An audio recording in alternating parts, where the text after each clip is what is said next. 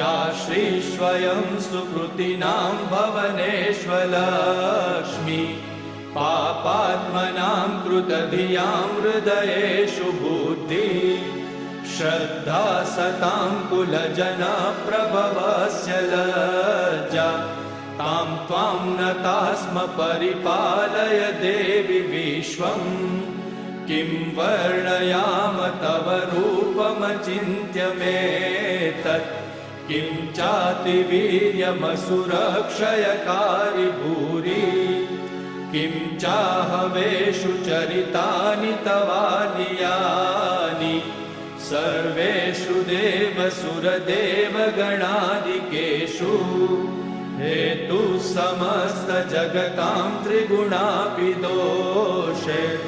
न ज्ञायसे हरिहरादिभिरप्यपारा